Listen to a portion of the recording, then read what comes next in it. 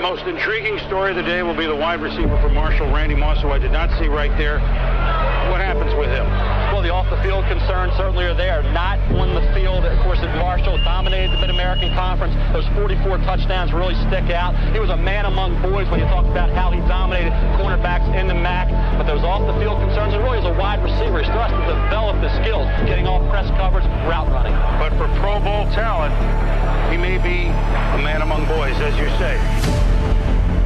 The Minnesota Vikings have selected wide receiver from Marshall University, Randy Moss. I remember literally thinking, this isn't going to be fair. And it took about, I would say, halfway through the first practice.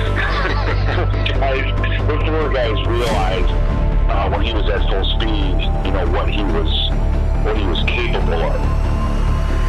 When you talk about big plays, the name that comes to mind is Randy Moss. Yeah, and there are receivers in the National Football League that have his size and his speed and his jumping ability, but I have never seen anyone that has all three like Randy Moss has. There are going to be nightmares for quarterbacks in the NFL when they go up against Randy Moss. Now, the Chicago Bears tonight are going to challenge this guy.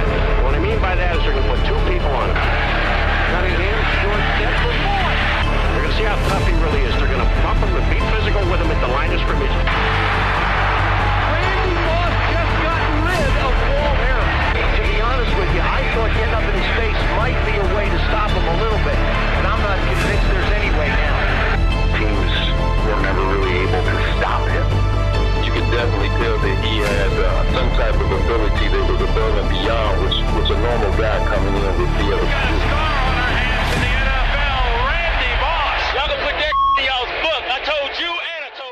I want you to cast your minds back to 1998. We don't accurately remember one of the greatest wide receivers in NFL history.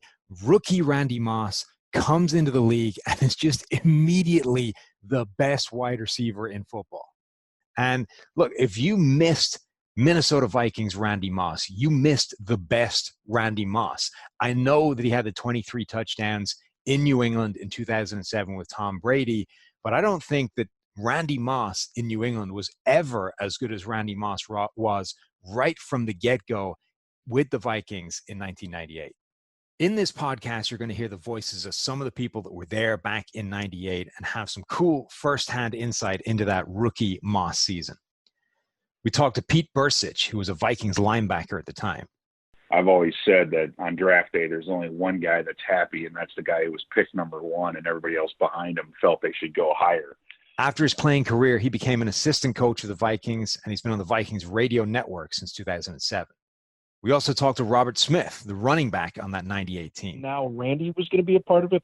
I couldn't wait to see it. Smith was a two-time Pro Bowler and a second-team All-Pro back in 2000. And we spoke to our own Solomon Wilcots. I thought the best three players in that draft class were Peyton Manning, Randy Moss, and Charles Woodson, in that order. As you remember, Charles Woodson. Solly was an NFL defensive back with the Bengals and the Vikings back in the day, but 98 was the first draft that he worked as a broadcaster. So Solly got to see the whole drama unfold as part of the ESPN's crew.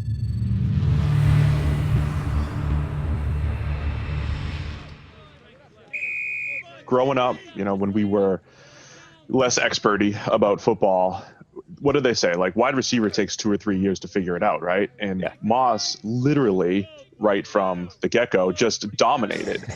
And he dominated just in a different way. It was like, you're not supposed to play at a completely different speed. You're not supposed to get behind the defense as often as you do. And I think the thing that always made Moss great is you look at like wide receiver traits. Plenty of guys run fast, but his ball skills, his feel for the game. Bill Belichick talks about how smart he was as a player. Like, you could kind of see that right away. A lot of the things he did was just based off of pure athleticism, but he did just have a great feel for the game too. So just incredible that he could step in immediately and be that good.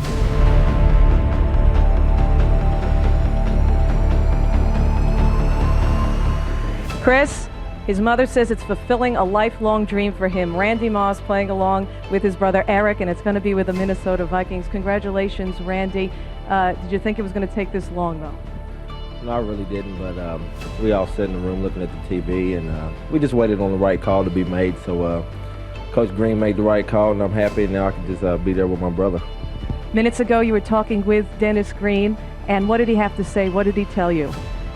He just said, really, just to be encouraged and just let all that stuff and hype just keep it in the back, and let's just concentrate on what we're doing best. And he's going to bring me in to play ball, and that's what I'm going to do. I think a lot of people had sort of misunderstood him. He's a very thoughtful, very bright person, and now he should easily be a top 5 pick, easily.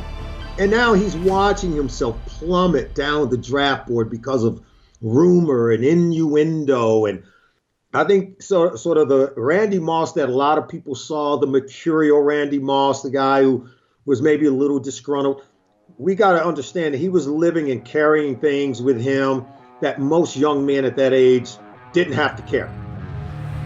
You also told me that you have something to prove, especially to the teams that passed you by. Does that still hold true? I'm not really holding a grudge, but I think with the kind of excitement I bring to a football game or team, I'm just take it beyond, to another level and just do what they said and hopefully turn out to be the best.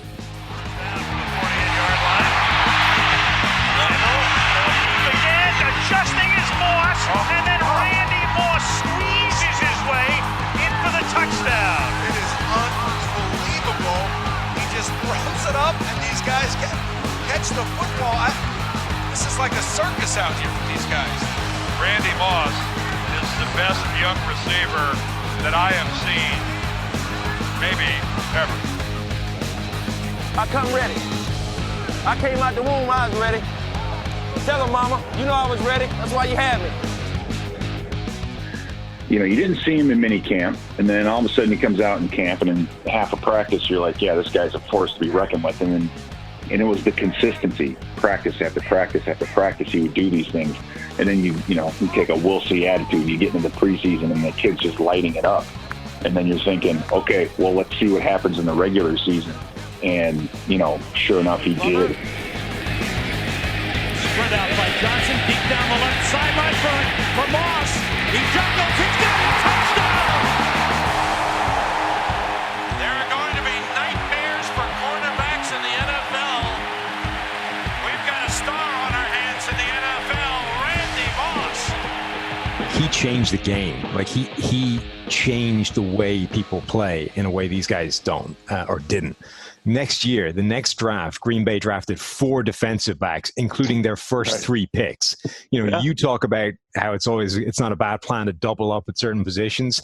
They went DB like 1, 2, 3 because of what Moss did to them as a rookie, basically in and of itself. So he absolutely transformed things. What's up, football world? I know y'all been waiting. It's 1998. That's the Manning versus Leaf draft. Randy Moss was in there, and the background of Randy Moss is nobody ever doubted the guy's talent. We really begin to watch where Randy Moss may or may not go. Of course, his on-the-field production at Marshall in 2 years, tremendous.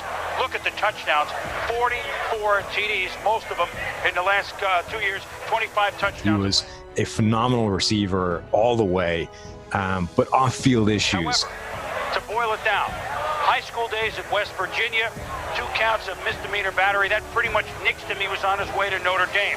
Then Bobby Bowden took a shot of him at Florida State, but while he tested positive for marijuana while serving some time, that nixed his potential career at Florida State. While at Marshall, charges that were later dropped, but continue to have some trouble. Do you take a risk? He'd missed out on a scholarship to Florida State. He'd missed out on one to Notre Dame, and he ends up going to Marshall, where he basically rewrites the record books. So Moss just destroys the college landscape at Marshall and rolls into this draft. There's very little buzz about Randy Moss other than to say, incredibly good receiver, off-field question marks. We don't know how far he'll go. But he ends up sliding all the way to number 21 at the Minnesota Vikings, and that gives him the big chip on his shoulder going forward. He got drafted 21st, which was the same draft number I got drafted at. And I remember literally thinking, this isn't going to be fair. Like we already had Jake, we already had Chris, myself, so many pieces in place. And now Randy was going to be a part of it. Like I couldn't wait to see it. You know, he just was that kind of explosive type player. That mix of talent that you had, or that we had offensively. And then, like you said, you know, you're talking about Brad Johnson, and, you know, Brad unfortunately got hurt, and Randall Cunningham was later able to step in. And I don't know if there's ever been anyone that throws a prettier or better deep ball than Randall Cunningham. I mean, he was just amazing. Brad Johnson's down, holding to his left leg or right leg. Brad Johnson took some shots. He took a shot on that play before. That'll put Randall Cunningham into the lineup for the Minnesota Vikings. Now, Randall is more of an athletic quarterback. He likes to run more and throw the run. I can't call the same things that Brad Wright called in this game. First and 10. Ford is the deep man in the eye. Cunningham to throw again. Over the middle. Yeah, it's funny. I was always interested with, you know, how early on did people realize that this guy was different, or that he was special or freaky or whatever it is. And, you know, we've heard that it took like half a practice. Preseason, you look, I've never even thought about the 98 preseason before. I went back and dug up the numbers. 200 plus yards from Moss, 4 touchdowns. I think a touchdown every single game he played in. Either way, he was, you know, wrecking people in preseason as well. Then week 1 is his coming out party, right, against the Bucs. There's deep bombs there with Brad Johnson at quarterback. It was interesting. He was getting that sort of aggressive play out of Brad Johnson. But then you're right, everything changed when Johnson goes down, right? He might have had a really good season with Brad Johnson at quarterback anyway. But Cunningham was just that perfect mesh of quarterback. Really, the game is 2 people, Randall Cunningham thrown to Randy Moss. All right, Vikings. Like he's obviously way more talented than this, but there was a bit of the Ryan Fitzpatrick YOLO about Randall Cunningham. You know, he would look up, see Randy Moss, and just heave it. And he has, you know, he had an arm dramatically better than Fitzpatrick has ever had. But it was the same idea, right? You have Randy Moss, who nobody could cover deep. And every time Cunningham looked up, he would just sling it in his direction. Touchdown. Normally when your quarterback's hurt, you're like, man, when he's going to get back, it's going to be, okay, 5 weeks recovery, then we're going to get him back. But Randall played so well that it was like, man, Brad, you can't come back. Because Randall's really the only guy that can get the ball to Randy. 2nd and 10 for the Vikings. Cunningham checking off at the line. He is checked off for a touchdown in each of the last 4 games. He's looking. He's throwing for Randy Moss. Touchdown! Wow, push and shove with Woodson all the way. You got to see that. And what about the throw? Nobody talks about the throw. Only Randall Cunningham is sticking passes in like that. Cunningham had never been the most polished passer. But if you go back and you see Moss and how many quarterbacks had their best season with him on the team, he was an absolute game changer. And it started in the first year. And I have to say, having Randall Cunningham, who could just throw the ball a mile, and Randy Moss, who can go get under it, I have to say Moss has been with quarterbacks who could play to his skill set, between Cunningham, Culpepper, obviously having Brady. And that was thrilling once the Cunningham thing came together early in the season. Randy could outrun any defensive back in this league. And they would tell the quarterbacks, you can't overthrow Randy. You just throw it deep, he'll go get it. And that's how it turned out to be. And I remember a Monday night game that very year against the Green Bay Packers in front of a national televised audience. He had 3 touchdown passes in that game on Monday night. And after that, the rest of the league regretted not taking Randy Moss. Week 5 happens. And that, I think, was the biggest statement of this entire season. Week 5, they play the Green Bay Packers, prime time, at Lambeau. And it's important, I think, now to lay out what that meant then, right? It's a great rivalry. And, you know, there was a little bit of drizzle that night. It was Monday Night Football. You know, the place was like glistening. I mean, it was freaking magical. It really was. And like, it was such a party atmosphere for us. Like, yeah, we can't wait to show the world who we are. Like, I don't care how many games in a row they won. Like, we're gonna beat the crap out of you guys. we were such a unit, and everybody just knew their part, and we were just having so much fun playing the game, and we knew that we had a weapon in Randy that just couldn't be touched.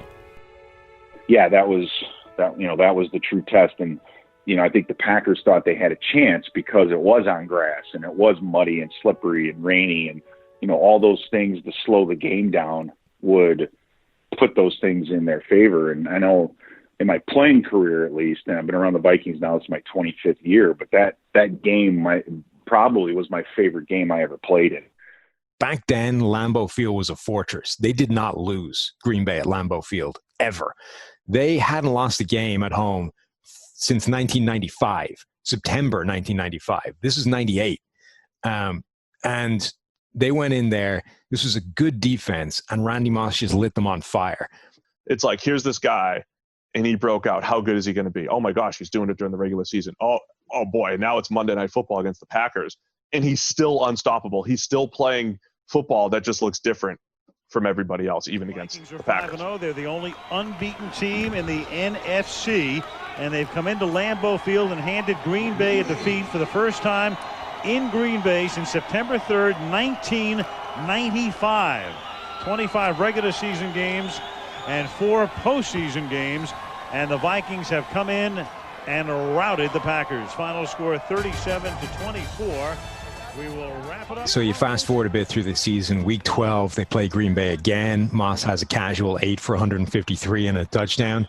And then the next week is Thanksgiving. And he ends up with this video game stat line, which was 3 catches for 163 yards and 3 touchdowns. They don't play the PlayStation like us. They don't play it like us. That's what I said. Dallas, the secondary was destroyed. Deion Sanders was hurt with a toe injury. He wasn't playing. They were down to backups. The first touchdown came on a flea flicker where both guys just bit up on it, didn't even cover him. It was just, this was a depleted defense that wasn't able to deal with Randy Moss. But I think what made it so interesting is the commentary duo was John Madden, Pat Summerall, and this was the second week in a row that they had seen him. They did the Green Bay game the week before. So at this point, they're just losing their minds over how good Randy Moss is, right? 2 weeks in a row, you've watched this guy, and you're now John Madden is calling him the best receiver in football after this game. Randy Moss went from a guy that, a couple of weeks ago, I was thinking, was probably the rookie of the year, the offensive rookie of the year, and I went to think, this guy's going to be a Pro Bowl wide receiver, and now I think he could be the best wide receiver in all of football, and that was Palmer. He was the whole game. He's the best receiver in the league per John Madden, which he was right about. Good job, John. And then he takes a little smoke screen, 65 yards for a touchdown. That's also the play that shows the angle breaking speed that he had, right? It wasn't just the ability to run past you, but he screwed with angles. The first guy comes up, just misses a tackle. All right, that's bad. That can happen. But then there were 2 more guys that had an angle on him, and he just ran past them. Yeah. And it's tough when you know a guy can out-jump you, and that same guy can also outrun you. Randy Moss breaks a tackle, and Randy Moss races down the sideline, and Randy Moss just outruns everybody into the end zone. He is incredible. Charlie Williams is there, and he misses a tackle. Here's Randy Moss, here's Charlie Williams, and you're going to see it's just a little 3-yard go. Charlie Williams is there, he makes a poor tackle or no tackle, and then when Randy Moss gets here, he just outruns everyone. I mean, he is fun to watch. Phillips had the angle, he had everything. Angles and all those things don't mean anything against speed. And that is raw speed. Speed kills. He just changed. He was so fast that he changed the angle you needed to take in order to get to him. And you never learn that until it's too late. But at the point where you realize you have to do that, you're already sunk. Here's Cunningham back to throw it and going deep, and he's got Moss, and there's a flag on the play, and Moss has caught the pass and is in the end zone anyway. Touchdown. Just throw it as far as you can. This guy is amazing. Randy Moss is amazing. Randall Cunningham is amazing. I tell you what, you watch these 2 guys, Cunningham, the veteran, and Moss, the rookie, and I don't know how you stop them. I don't either, and they're so fun to watch. I mean, you can put two guys on, and that doesn't do any good because Randy Moss can just outrun him, and Randall Cunningham can throw the ball as far as Randy Moss can run, or darn near as far. He has 2 catches for 107 yards and 2 touchdowns. Yeah, I don't like to go overboard on a thing, but I started to say this is the second week in a row that we saw Randy Moss, and I think right now he's the best wide receiver in football. The most dangerous, I think, without question. A period of time passes, and and NFL teams are not stupid. They understand that you've got to adjust and change things, and then they start to slow them down. Right? They get enough tape, they figure out what the problem is, and they fix it. I don't know if teams were if they made adjustments to stop Randy Moss, but if they did, they didn't work, because from the outset of this season to the end of it, he never slowed down. If anything, he was picking up pace by the end of the season. He could play backyard football as well. He could read coverage on the fly. Like when you're listing all the things that he does well, even as a rookie, it's like he knows where to go. He knew if he was going to get behind the safety. So he would run straight at the cover 2 safety, and the cover 2 safety's job is don't let anybody get behind me. But Moss had long strides, sneaky speed, but also real speed, like all of it, right? And as soon as he got on top of the safety, he just put his arm up. I mean, it was really like backyard football. I'm putting my arm up, I'm going. Or the safety's retreating 40 yards and he just turns around and it's an easy 20-yard gain. Like nobody did that type of stuff the way that Randy Moss did. So the league tried to adjust by running a lot more cover 2. And Moss was able to adjust through the years a little bit too by saying, here's this cover 2 beater that only I can run effectively compared to other receivers in the league. It was just one of those things where you just didn't know. You didn't know where it was going to cap off, right? You didn't know how good it was going to get. You know what I mean? It just seemed like every single week you had that opportunity. And what was awesome too was by the end of the year, when Randall Cunningham would step back and he would throw the ball in the air, I mean, everybody would get out of their seats.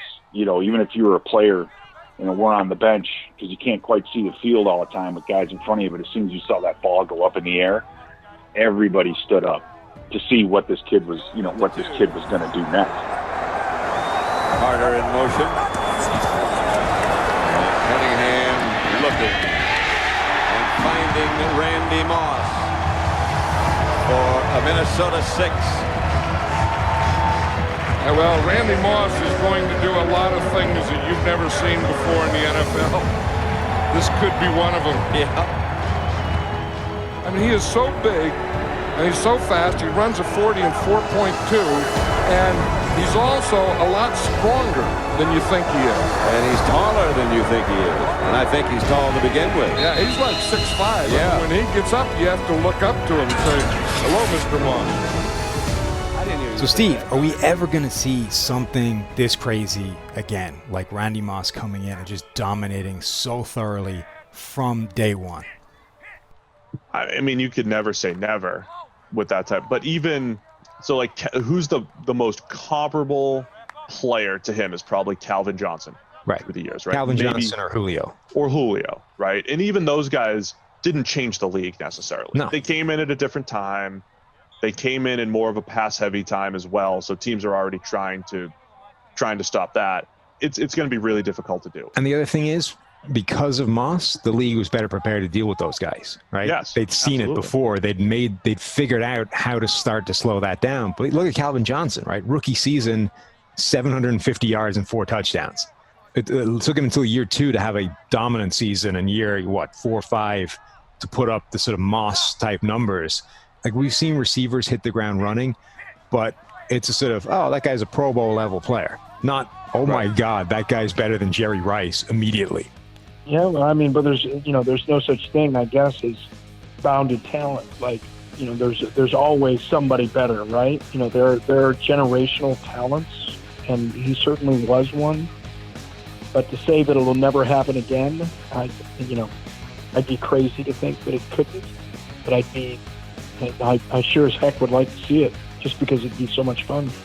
I mean, you have every 10 years, every decade or so, a guy that's gonna tear up a league like that. And will it happen again? I think it will. I think it has. There's gonna be somebody along these lines, someone that's gonna step up and do it. I just think it's gonna be more difficult in this day and age for someone to do it, and not because of the physical side, but because of the off the field stuff. What y'all want this week, man? I'm tired of talking to the microphone. What do y'all want?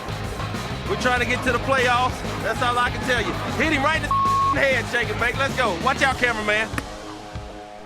Okay, that's going to do it for the first in our series of podcasts, an oral history of whatever.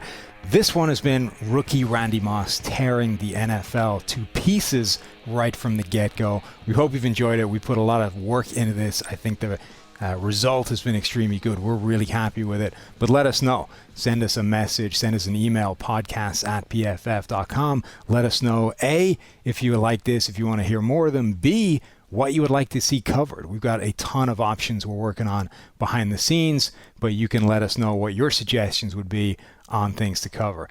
Anyway, hope you've enjoyed this, and we'll talk to you again soon.